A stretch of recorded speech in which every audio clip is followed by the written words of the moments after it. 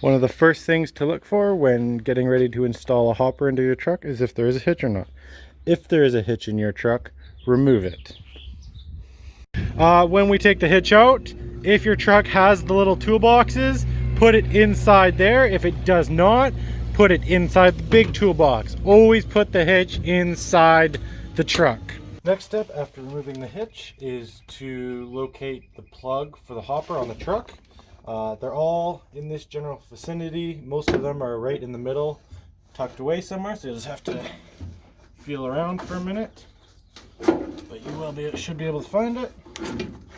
Some of the trucks are over here in the corner, but they're still just tucked in to some wires or any other kind of parts of the truck, just to hold it out of the way during the summer.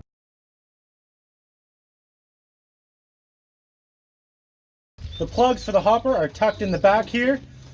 I forgot to do this before, but it is easiest if you do it before the hopper and this mat is on, so that you can get in there nice and easy. But it is tucked back there somewhere, so just it will be.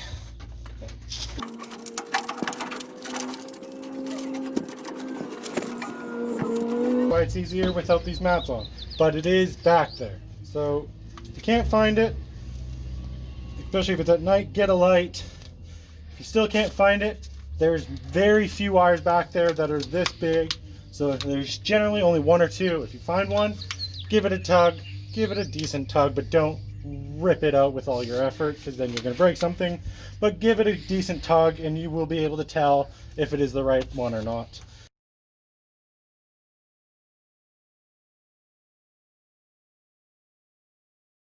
And then we will have to take the tailgate off. Way to take off the tailgate. This is a heavy tailgate, some of the other ones are lighter. Take the dogs, open the dogs first, then have 2 people minimum. We will lower the tailgate and lift it off. Please make sure the back of your truck is empty before putting in the hopper. So, first step, making sure the hopper is high enough for your truck. Up, locate the very long and skinnier of the 3 chains hanging from the hoist. One way will go up, one way will go down.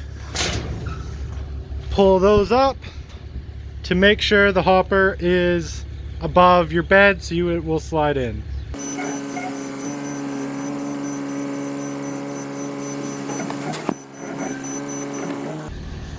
Next step is to line up the bar with the dogs, back the truck up so there is a little bit of tension pushing the hopper back so it pulls it into the dogs.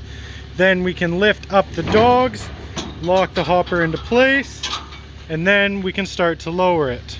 So next step after the hopper has been locked into the dogs is to start lowering the hopper with the hoist.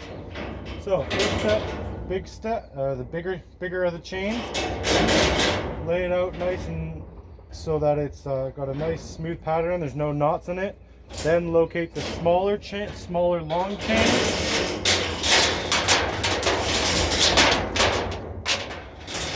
And like before, when we raised it to make sure it was above the height of the bed, one way's up, one way's down, and we just have to lower it into the bed now.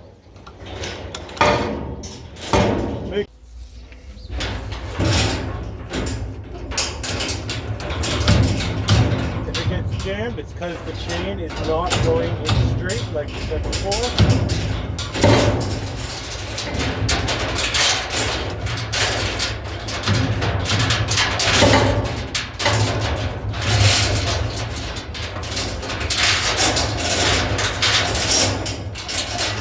We have to lower it enough so that we can get the hook out of the eyelet.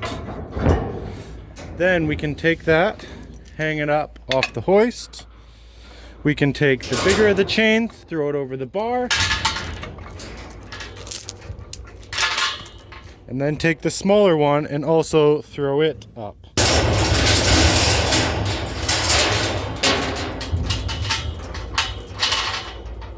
We have to make sure they're up and out of the way so that when we pull forward, they're not getting stuck on anything and causing damage.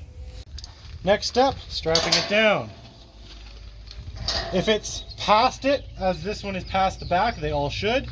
Make sure it's hooked from the front side backwards. Do not put it this way, it's more likely to pull out. So just for extra precautions, put it this way. Feed it through the back of the ratchet, and only through the back of the ratchet. Now, with the steel hoppers, this part here is strong enough and is where we mount it. Hold the strap, ratchet it down, get it nice and tight, and then we're done. This one, there is one in each corner of the truck. This corner, exact same here to where we hook in the chains for the tailgate.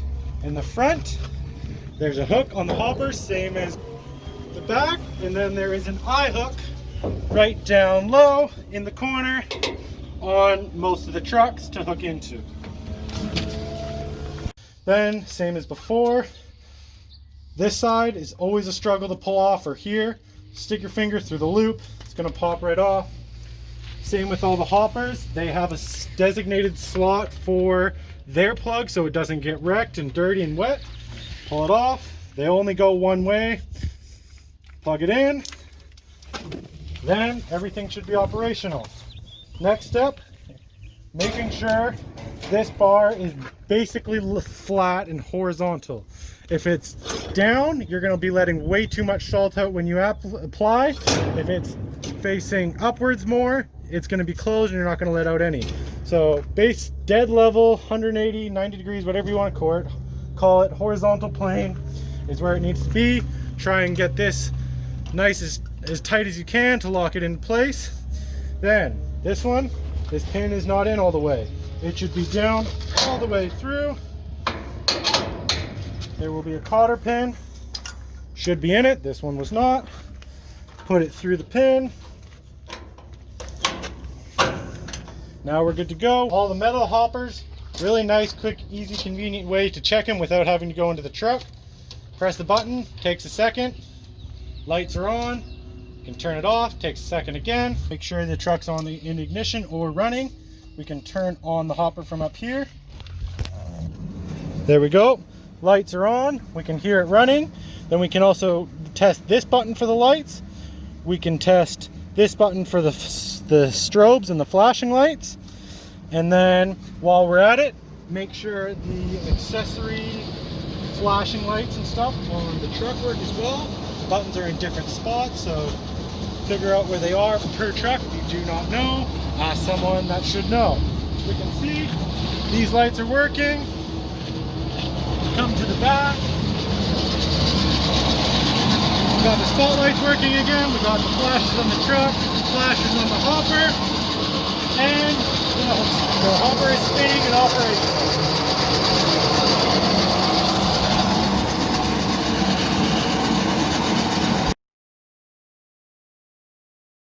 Now we are on the unloading portion of the hoppers. So if you listened in the first place and your strap is done properly, half the time all it does, takes the top one, clicks it open. If it doesn't, all you should have to do is pull this tab, and I will give another little demonstration. So let's say we've got a lot more wraps on here. It doesn't click open when you do it. All you should have to do is pull this tail from the front and it should unwind. Even if it's rusted and seized, you'll have to give it a bit more effort, but it will unroll and it will be a lot easier than struggling with it any other way. So take the straps off all four corners. Either A, if it's midway through the season and we're just taking the hoppers out for a day or a week, put the straps on the hopper. Just hang all four straps off the back corner. Good to go, and they will go back on in a week. If it is the end of the season, we will take them off, disassemble them. They will go in a Rubbermaid, which will be put away for the season so we do not lose them, because these short straps are way more efficient, they're way neater, and they're just proper straps for what we need to do. Second step, unplugging the hopper. Unplug it, the hopper end, put it back in its spot on the hopper. The truck end, make sure the cap is on if you have a cap. Some trucks do not. And then you can just let it hang for now, and once the hopper's off, we will put it back underneath the truck. Next step, unhook the dogs. Make sure they're open, double check visually that they are open. Then we'll head up top and start lowering the chains. Taking the chains back off the support. First off, we will hook the hook into the hopper. And we will take this chain down, lay it out nicely so it goes up nice. If it's in a big knot, it's not going to go nice, and you're going to get frustrated, and it's going to be winter, and it's going to be cold, and your hands will freeze on the chains. Unhook the second one from the top. Careful so it doesn't hit you in the face because it sucks. Then, like before, make sure the chains are straight with the wheel so that it flows freely. We will start tightening it.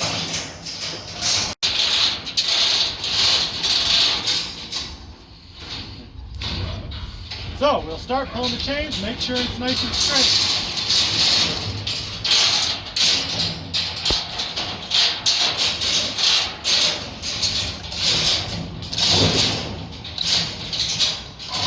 It does take a bit of effort to actually do this. So if it's not working, pull a bit harder. If it's still not working, you might have to ask someone for help. You can always give it all the linkages and assemblies a quick spray with some WD-40 or other type of lube.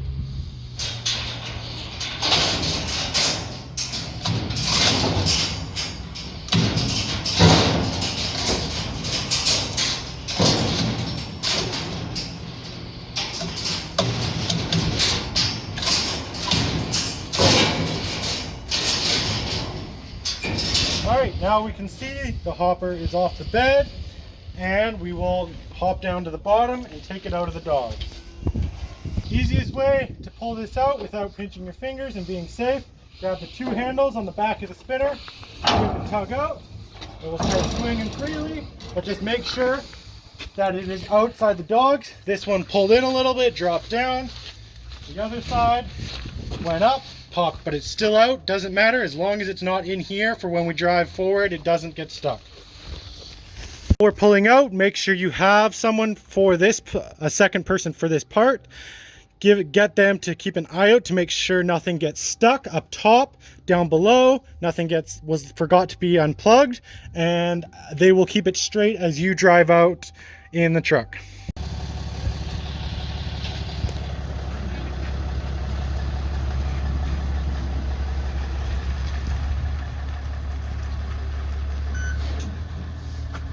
Next step, taking the strap and putting it back on the hopper so that it does not swing in the wind and bang around and break something or hurt someone. There's a few spots that you could hook it on, doesn't really matter as long as it's hooked on and it's secure. Take it around the rails so that it doesn't move. Take the ratchet to the other end, hook it on, and start ratcheting it down. If it's not quite square with the hanger, that is totally fine as long as it is tight and it won't move. That is all we are looking for. And now we are done. Final step, putting the plug away. All the trucks are slightly different, but it's simple enough. Tucking it into the back, making sure it's not going to be anywhere that when the bed goes up or down, it will pinch it or pull it. So this one is sitting on the fuel tank, nice and out of the way. Some of the other trucks just get tucked in to other wires in the back so that it's not bouncing around, but that is it.